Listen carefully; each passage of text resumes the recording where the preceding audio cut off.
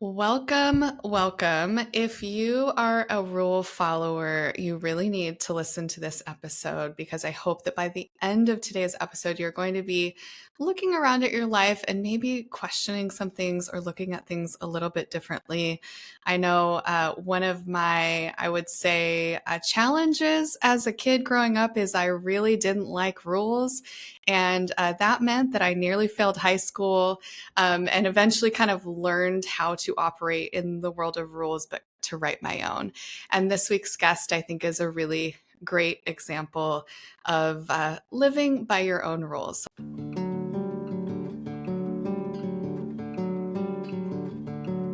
Welcome to Beyond Better, a podcast that explores a simple but profound idea. We all deserve to live lives we love, and that includes our work lives too. I'm your host, Stacey Ennis, an author, book coach, speaker, and long-time location-independent entrepreneur living in Portugal with my family of 4. Join me as I talk business, location independence, writing, publishing, and so much more, all focused on building a life that is beyond better. Lauren Wittenberg Weiner is a speaker, business therapist, and author of Unruly, Deconstruct the Rules, Defy the Norms, and Define Your Success. A barrier-breaking entrepreneur, Lauren is a former federal employee and government contracting executive who founded WWC Global and grew it to 100 million plus in annual revenue and more than 300 employees before it was sold in 2022. Lauren, welcome. Thank you so much, Stacey, for having me. I am so excited for the podcast today. Me too. I can't wait to dig into your story because it's a juicy one. And I think it's really interesting when you hear the title of your book is Unruly.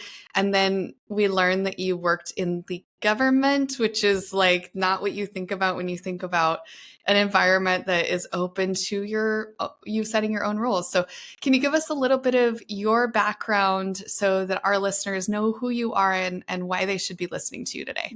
Yeah. So actually, not only did I work in the White House, I worked in the government, I worked in the White House rulemaking office. Okay. So it is Okay. That's actually even the better. Yes. office that reviews and rewrites all of the rules across the federal government. I love Um, that. which is awesome. And look, I was a rule follower growing up. I didn't like the rules necessarily, but the rules were predictable. I knew that if I just put my head down and did exactly what I was supposed to do, I'd get really predictable and really positive results, right? So I was the A+ student who would always go above and beyond. I went to the college that my entire family went to, University of Michigan, go blue. And that was where I was supposed to go. And I didn't ever question that. And then I went on for a PhD at an Ivy League school. And the first time I ever questioned the rules or the expectations that were kind of set for me was when I came out of graduate school, had some postdoc offers that were great postdoc offers, and sat down and said, I don't think I want to do this with my life. And everyone was like, what are you doing? Like, you've made it. Like you're able to do it. How would you turn that down? And again, I ended up in the White House. So, I didn't take a detour that was a bad detour. It was just a really big detour from what I had been planning. Loved my job at the White House. Absolutely loved it. And then found myself, I met my now husband, and he was working for the military. He'd been in the military before, and was working as a civilian for the military and got military orders to Naples, Italy. So I quit my job in the White House. We put the house that we had just bought up for rent. We had 4 days to get married, which was actually the best thing in the world because I didn't have that much time to stress out about it. And then we moved overseas. I was 30 years old, and I'd never done anything like this before, right? Like totally like upended my life. And I got there and we found out that they had what they said was a policy on the base or rules on the base that military spouses couldn't get professional level jobs, we could have a certain level job. And really what I was told is only until I could be a secretary only until I got pregnant and had babies. And this was 2004, Oh boy. 2005, Oh right? boy. Right. So I didn't do well with that. And so honestly, I started the firm not with the end in mind that we were going to build this big firm, which is why I call myself an accidental entrepreneur. It was literally just to get work for me with my agencies back in the States. There were some things going on in DC that somebody wanted me to come in and do some consulting. So I incorporated a friend of mine who was a lawyer incorporated the shell of the company just to keep me safe, do the right thing, make sure that I was protected. And instead, somebody turned to me and said, "Hey, you're smart. Can I get you to do some analysis for me?" And it was in anti-terrorism force protection. And I was like, I don't know what that is. I have no idea, right? I had been doing education policy. I had been doing healthcare and, food nutrition. And then this is like guns, guards, and gates, right? This is like real, no kidding military stuff. But I was like, I'll do whatever you want. Just get me out of the house. And by the time we got the contract in place, they wanted an extra half-time person. So the woman who had helped incorporate the firm became kind of employee number 1.5. And then maybe 2 weeks later, somebody said, "Hey, I need one of you. Can I have another one? If you want a smart military spouse, there's plenty of us on the base." So we hired a Harvard-trained lawyer. And then we hired the budget director for the state of Hawaii, who had moved overseas. So it was the first probably 2 years, Stacey, honestly, all we did was catch up. It was like, can you do this? Yep. Can you do this? Yep. So we were probably 15, 20 people in the first 2 years. Amazing. Just by saying yes. And then we got more strategic, and then we got bigger and grew and thoughtful about it. But those first 2 years, it was just like, sure, we can do that. Sure, we can do that. No problem.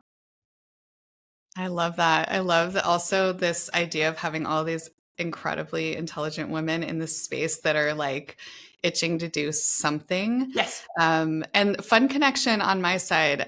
One of my very, very first books that I ever worked on. So this was like 16 years ago, probably, or maybe like 14. Was by a military wife for military wives. So, and it was like really interesting. Sure, I know the book. That's hilarious. It's a small world. So I learned a lot about like the culture there. I love your story, and I know today we're going to be talking a lot about rules. And I know when you talk about rules, it's not so much about like breaking all the rules. Never. When I mentioned my story about, being having a hard time with the rules growing up, nearly failing high school. Once I realized how to work within the rules, but kind of manipulate the system a little bit, that's when everything started working for me. And also just kind of taking more personal responsibility for how I shape my own journey within the rules that I have to live within. And then that was what propelled me to graduate high school early, go on to graduate with my bachelor's and my master's at my highest honors. Those were all things that wouldn't have happened if I hadn't had, well, it's not that I didn't ask for exceptions. It's not that I didn't go in and chart my own path. And in fact, a lot of my graduate program, I designed myself because the program they created for me wasn't serving the future that I wanted. So I had a lot of meetings going, can I swap this for that? And here's why. And let me show you the application. And, it's like figuring out how to work within the system because you kind of have to sometimes. So I would love for you to share maybe a story from your book or from your own life that will put this into perspective for our listeners. And probably we have both sides listening to this right now, like the ultra mega rule followers that don't question it at all and just adhere to it. And then the others that are like, what rules? I don't listen to no rules.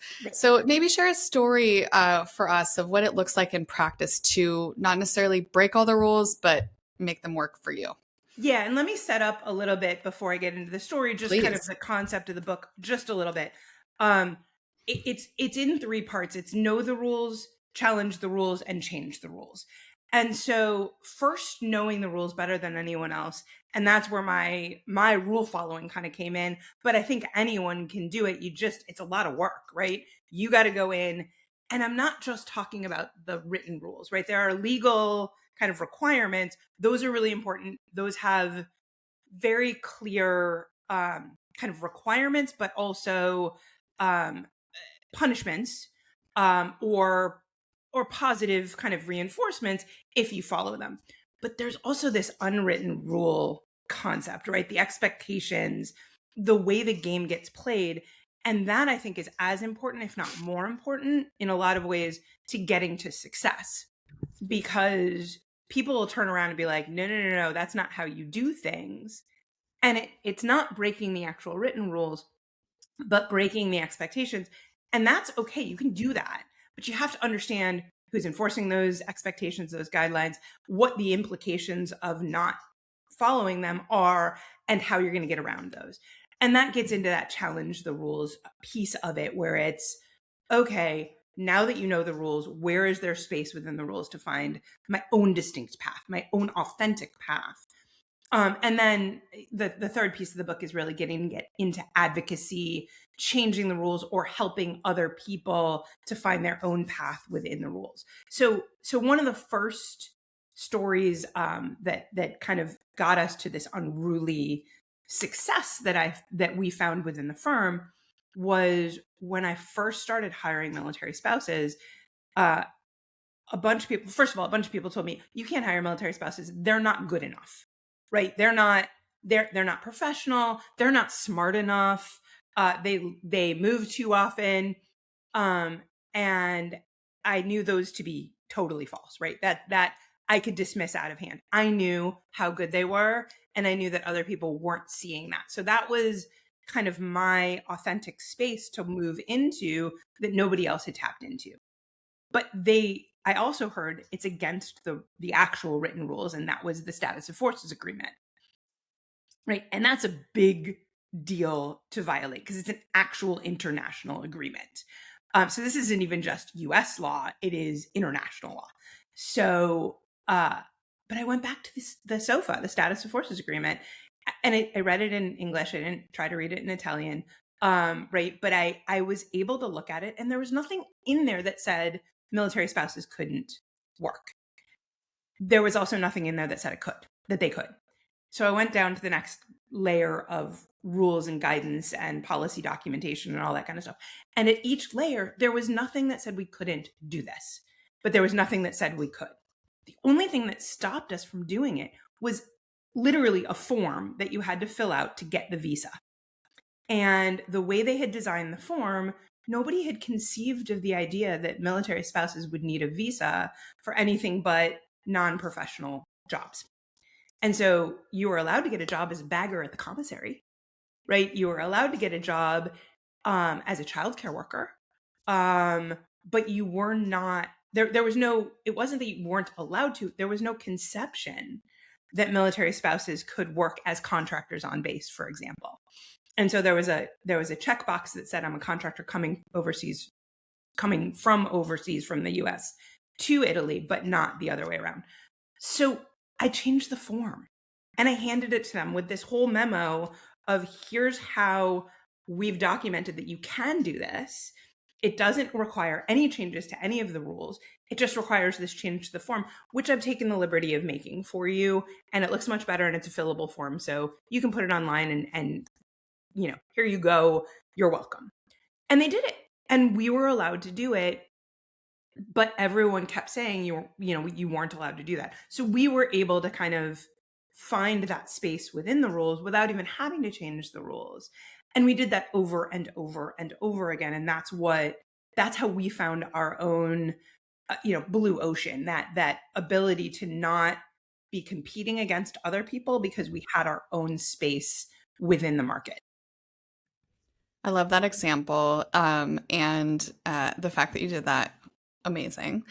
Wonder if you could maybe bring this to a more everyday experience for our listeners because, not everybody is going to be in that type of a situation, right?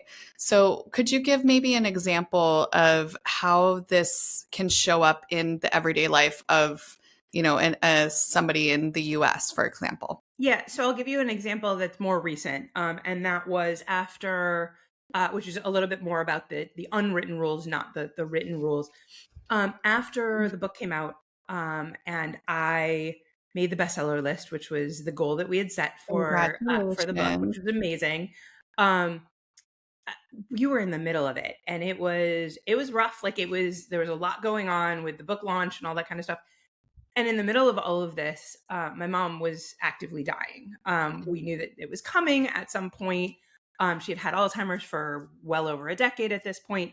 But literally the day of the book launch party, she stopped eating. And we knew that the end was coming at some point soon. Oh my There's a gosh. funny story later that I tell in an article that I just released, but about her popping up, being unruly, and starting to eat again for a little while. But we're in the middle of all of this. I hit the bestseller list. My mom's laying dying. I'm running around the country. And my editor, who's amazing, says to me, okay, now that you've made the bestseller list, here's the next thing you have to do. And Hmm. you have to do it. You have to make, I think it was 10,000 copies by the end of the year, or you're never going to get another book deal. And Stacey, I started spinning and I was like, okay, so this is the rule and we have to do this and we have to. And I literally stopped myself in the middle of this kind of spiral of panic and said, wait a second, I don't care. I don't have to do this. Not because I don't want to climb this mountain, not because I don't want to get the next book deal, not because I don't want to, whatever it was that she was saying I needed to do, but it was I don't I don't have to follow this rule or this expectation because I don't necessarily want what we need to do. And even if I do, I don't have the bandwidth to do it. So I talk a lot in the book about ruthlessly curating your priorities. And this one couldn't have been even if I wanted it to be a priority, at that point my mom had to be a bigger priority. So Absolutely. Yeah, I mean, I'm sorry that you went through that. That sounds so difficult. And I'm so glad that you were able to have that framework, in that moment. I mean, you literally just wrote the book on this. So to be able to bring in your own wisdom into that moment, I think is so powerful. And, there's so many examples of this, I think, in everyday life. I can even think about somebody who's a stay-at-home parent mhm, and feels like they have all these obligations that they mhm, must do for the school, for, their community and all these things. And, it's funny because my husband the other night, I always make Christmas presents for all my kids' teachers, and I had to make 20 this year. And I actually really enjoy it, but you wouldn't know it because I'm really stressed when I'm like doing it. And my husband was like, why do you do this? Do you know we could just contribute money to the class gift? And I was like, no, I like this. Like I like doing this. you like this. I know. Yeah, Yeah. totally. But then I was like kind of thinking about it later. The reason I like to do it is my kids get so much joy Mhm. handing out individual gifts to all of their teachers. And so that's what I'm doing it for. But then it did kind of get me thinking, like, how many of these things do I do every holiday season? Or because we're recording this, it's not going to come out till next year, but we're recording this in December. Um, or in the summertime, or in, Mhm. different seasons and Mhm. periods and different roles that I play in my life, where I feel like there's this certain written or unwritten rule Mhm. that I have to stick to. And the truth is that a lot of the time you actually don't, and nobody will notice, right? And you can 100%. prioritize your own needs and your own self. Yep. It's funny. I tell a story in the book and also almost every time I talk, particularly about work-life equilibrium, which is when my kids were little. They're teenagers now, right? But when they were little, they always had this, what do they call it? Spirit weeks. right? Where the Mhm. kids had Oh, to I go in remember that. and Yep. dress up, and each day was a different theme and whatever. And this was my, like, you can't get me into a craft store to save my life. I will literally break out in hives when I have to go into one. I hate everything to do with this kind of stuff. It just who I am. So I would hate and dread these spirit weeks every time. And other moms would live for these things, right? They would plan for it for 6 months. They would ask the teacher what the spirit week next year was going to be so they Yeah. could work through this stuff, right? And either of those options is okay. Mhm. However, and this is what I had to learn back in the day, I couldn't then, like, I could ruthlessly curate what my priorities were. That was definitely never going to be a priority. But then I had to own that choice.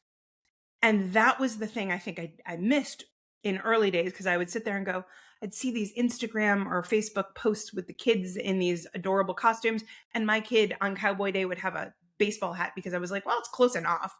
Right. And I had to, my kids are fine. They don't notice. They don't remember. Right.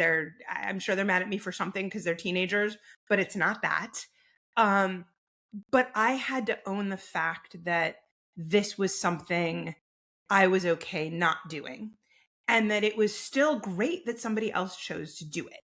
And so being able to own the choices that you're making, and again, even if you don't want to make that choice because you want that to be a priority, but you can't because there's other priorities that are higher, still own the fact that that was the choice you had to make. Yeah. I think that's a really nice point because ultimately, not always, but many choices you make do have consequences in some way, whether small or large. I think that's a really nice point.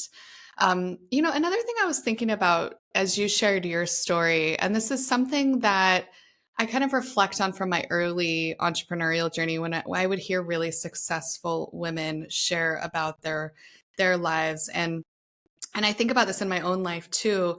I did all of once I figured out how to work within the rules and how to be successful, I did all of the things until I got to like a success point that I could have a lot more freedom of choice. Mhm. And I guess my question is, how much of your early ultra rule following do you think set you up for success to be able to have this posture that you have now? And, for somebody maybe that's a little bit earlier, I know our listener base is usually a little older, further along in their careers. Mhm. But certainly we have listeners that are earlier, much earlier in their careers. And they're in that phase where they're like putting in the time, Mhm. you know. How do you think about that? Because arguably some of your rule following is why you're here, you know? Yes and no. I mean, look, I have a PhD from an Ivy League school. It opens doors that I Yes. think would not as easily be opened, right? It gives me credibility that I don't necessarily think would happen without it. Yeah. That said, I'm in the middle of college stuff with my 17-year-old, right? So she's a junior, so next year is when we're going to be really in the thick of it. But we're starting, and I realize how many of the expectations, how many of the obligations that it seems to be kind of in the space now are just killing our kids and are killing the young people who are, because the expectations have gotten higher and higher and more Right. and more. And I I don't I don't think that we are driving toward the right outcomes. I don't think that we are driving toward long term what's going to look like success by driving to all of these very high expectations that are totally over the top and totally unsustainable, right? I mean, Mhm. these kids and young people in their, I've got nieces and nephews who are in their 20s and early 30s, and the drive toward success, I think, is unsustainable. It just, you can't possibly do it. And I think, honestly, the vast majority of the success that we got to was really mostly because we were willing to upend the system, not because I had done so well in the early days, right? It was to be able to question and have confidence enough to question, you tell me that I have to do this, but do I really? Right? Because I heard over and over and over again in the building of the company, you're doing it wrong. You're stupid. You're crazy. You're wrong. You're whatever. And it was only in being comfortable enough, and maybe that came somewhat from some of the uh achievements that I had done early, but I don't think so. I think it was really just getting comfortable with my own self and my own way of doing things. I don't think you have to achieve, I don't think an Ivy League school is the end all be all. Yeah. And I am telling my kids that over and over and over again, because I don't think what you have to do to get there. I was just talking to someone who's a good friend of mine. She's a professor at Dartmouth, where we both went to school, and she's doing consulting for kids who are trying to get into the Ivies. And her main role is to get them 2 to 3 peer-reviewed, published journal articles before their senior year of high school. I didn't have my first peer-reviewed journal article until I was in my mid-20s, right? Wow. And I have a PhD from an Ivy League school. That is nuts. Like, I mean, honestly, like that's like a 17-year-old writing. Yeah, Yes. it's interesting because, obviously I'm American, but we've been living abroad for, well, I mean, we lived in a couple of countries before we moved with our kids, so before we had kids, but Mhm. we lived in Thailand before this and for about a year, and then we've been here in Portugal for 6 years. And so my kids have lived outside of the US longer than they've lived inside of the US. And yeah, it's been interesting because now my daughter is about to turn 13. So she's kind of edging up on college years, just enough that we're starting to kind of pay attention and think about it. And even though I was like a big academic achiever, my husband and I both have master's degrees. We value, my husband was a teacher before he stayed home. Like we value it a lot. Um, I've been surprised as I learn more and read more of the research on learning and success that all these like the standard, when you hold kids to these super aggressive standards and basically drain the life out of them, so they have burnout when they're like 22 years old, that doesn't actually lead to a happy life. And so what's cool though, because of the culture we're in, it's been kind of an interesting experience because like many places, there's like two wildly different paths that you can send your kids through. There's the British system that's actually like people think is way better than the US, but is, I think, way worse as far as testing, rigidity. Mhm. It's not advanced with learning. And then there's the like the hippy dippy path, which is like your student led learning, which is more of the path that we've taken actually. Mhm. But then this year, my daughter's in a Portuguese school, so she can get the language. She's been last year and then this year, and then we'll move her out after that when she's fluent. And yeah, it's just been an interesting process because I was raised in a really like Mhm. academic pathway. Mhm. And then to come in it and look at it as a parent and like all you really want your kids to be is happy and like be able to support themselves, and like be autonomous. And it's, work over work and depletion is not the pathway for that. No. It's funny. I see a bunch of my friends, and I'm a middle-aged woman, right? I'm 51 years old. Um, and I see so many of my friends who have followed the rules forever, right? They did the college, the graduate school, whatever that graduate school looks like. And they were set on that path. And they've done everything right. And they've worked and they've busted and they've gotten to wherever they were supposed to get to, right? Partner at a law firm or at a consulting firm, or whatever it is in this standard path that they had set themselves onto. And now at my age, they're turning around and going, is this it? This is not what you promised me. This isn't working, and I can't do this anymore. And so I think some of us got off that track earlier, right? Although I still busted and I still worked my tail off to get where I was. But at each turn, I kind of, like like the book says, I got unruly. I was like, yeah, this is not what I want to do. You're telling me I have to do something. I'm not going to do that. But I think most of my friends now are to the point where they're like, yeah, this isn't what you promised me, right? My Ivy League pedigreed background didn't get me the ease and the, status, whatever. They've got all of that, and it's not what they thought it was going to be. So I think as I'm raising the younger generation, I'm looking maybe less at achievement, maybe, and don't get me wrong, I just fought with my son for midterms and making sure that he was studying for them. I don't want them failing out of school, but I do want to look at a balance that is different than what we had when I was growing up. Yeah. Yeah. And it's hard you don't have a clear cut path for that, which I think makes it a little bit trickier.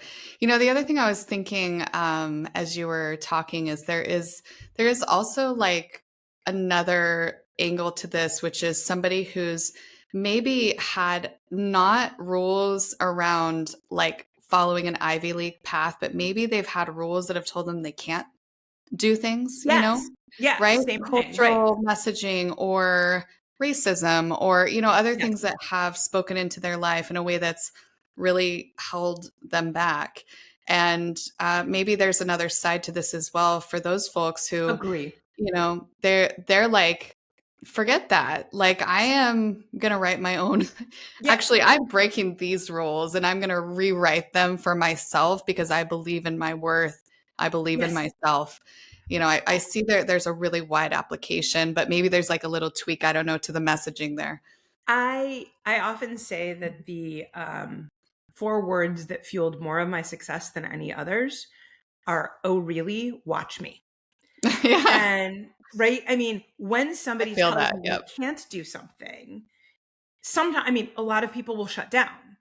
But if you can turn that into fuel for proving them wrong instead of, and believing in yourself, if you can do that, I think that's what drives a lot of that success, because there are expectations there. And I don't care where those expectations are coming from.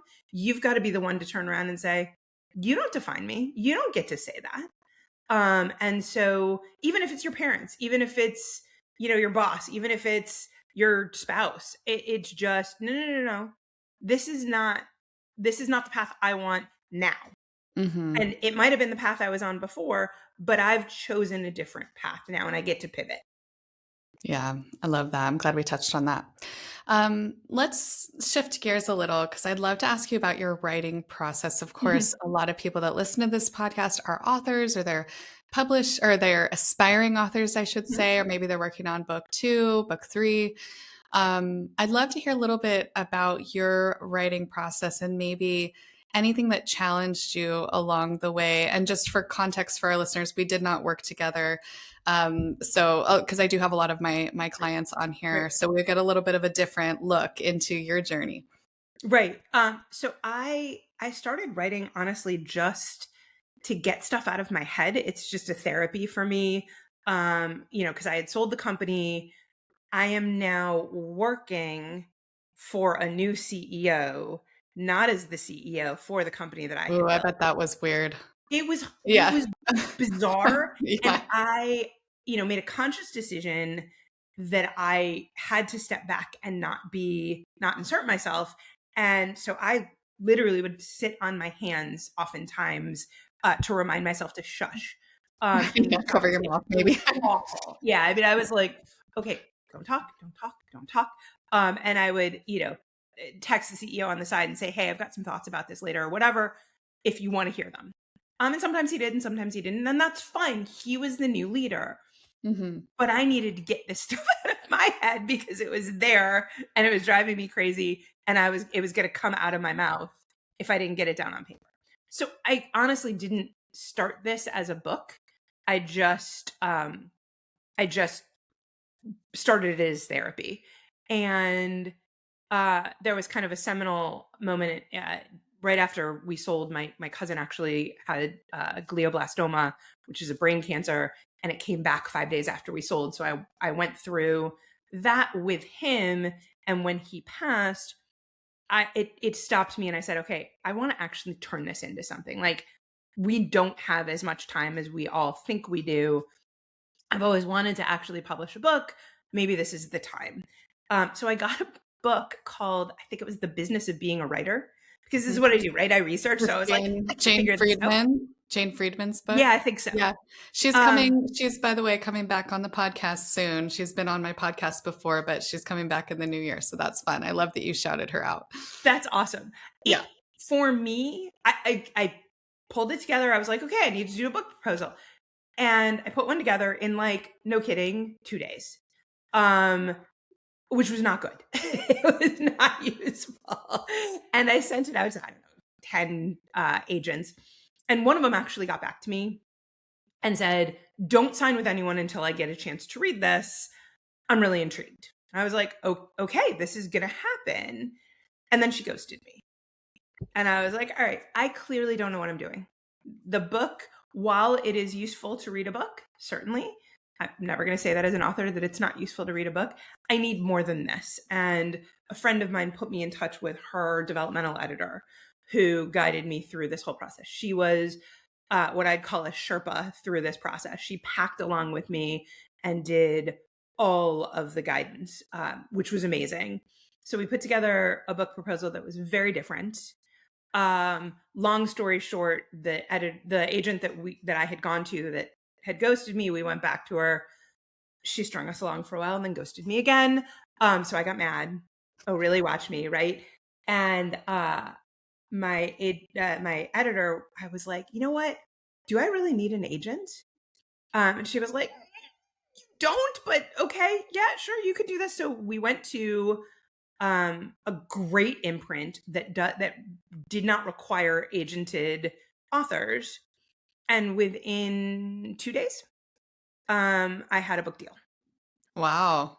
And which was amazing. And then he wanted the manuscript in 4 months. And I was like, okay, we got this. So we went through and we had the outline and we had a couple of the chapters partially done.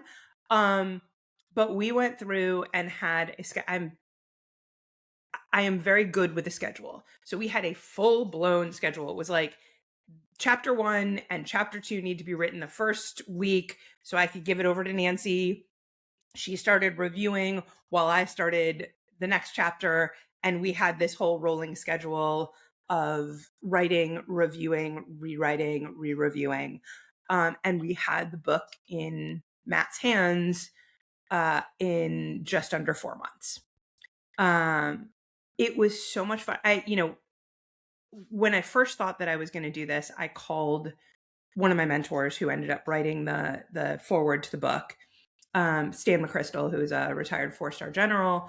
And I said, sir, I think I might have a book in me. And he was like, I was like, am I crazy? He's like, oh, you're definitely crazy. We know that. But yes, you have a book in you. And he said, you're going to love every minute of writing the book. And you're going to hate every minute of publicizing the book. And he was right. So I don't care how many edits we had. I loved all of it. The publicizing of the book has been less authentic to me and less comfortable for me.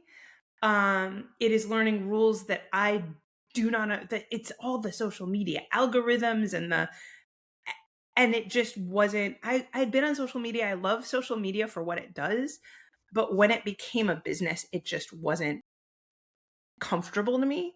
So that's been a huge struggle. Mm-hmm. Getting in front of people, having these conversations, right? Doing the talks that I get to do in front of 20 people or in front of 2,000 people, that's amazing. And I get so much energy out of that. But the kind of business of selling the books was the part that I think was the hardest for me. Yeah, I can understand that. There's a very different energy that you bring to both of those. And we have had a lot of great guests on this topic for anybody that's listening and in that stage to talk about book marketing. We recently had a PR strategist on So we'll also link to that episode in the show notes. So for our listeners that are like, I get you, Lauren, I'm in the same boat. Yep. Lauren, I've really loved our conversation, and I know somebody listening today is like, something has shifted in them. So I'm really excited for that listener. I'd love for you to share one more thing with us, which is the question that I ask every single guest that comes on the podcast.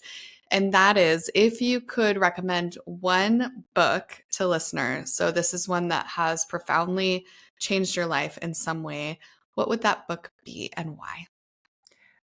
So I talk a lot about one book in Unruly that really shifted my perspective, or at least gave me comfort in my perspective from a science perspective, which is Adam Grant's Give and Take.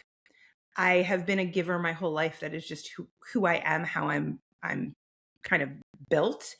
And I thought it made me a sucker, right? I wasn't going to stop doing it, but particularly in business, giving without getting seemed like the wrong thing to do.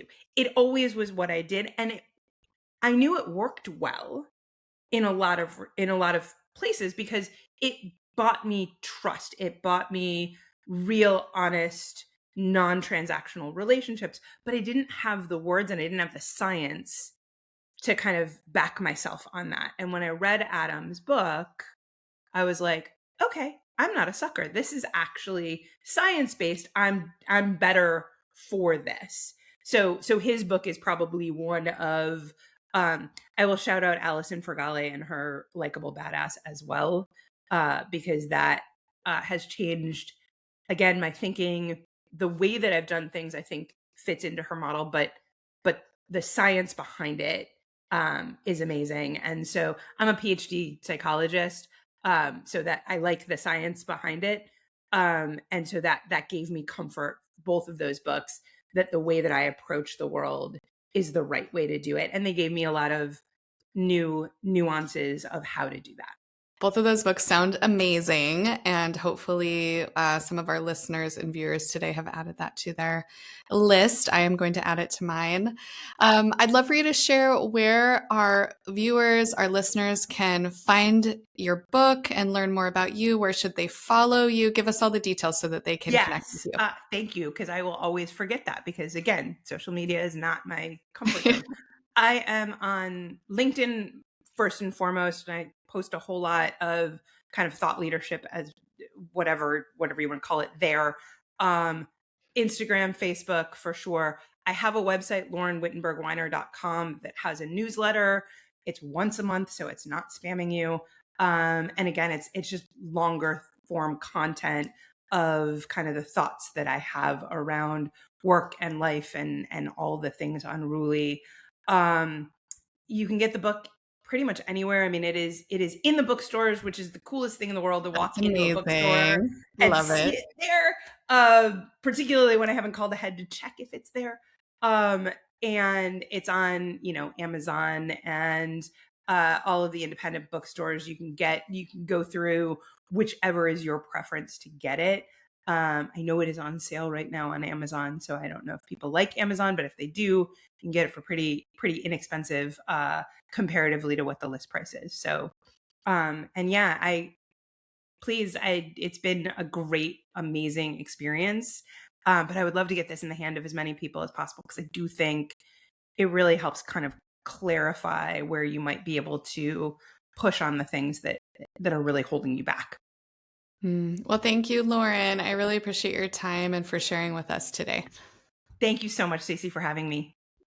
And thank you to you, our listener and viewer. If you're still here, you must have really loved this episode. So I hope that you take what you learned today and apply it into your life. And do be sure that you are either subscribed on YouTube or that you're following me on your podcast platform so you don't miss other great episodes like this. And if you have a moment to rate and review the podcast, it makes a huge difference in helping me reach more listeners with the message of living a life that's not just better, but beyond better.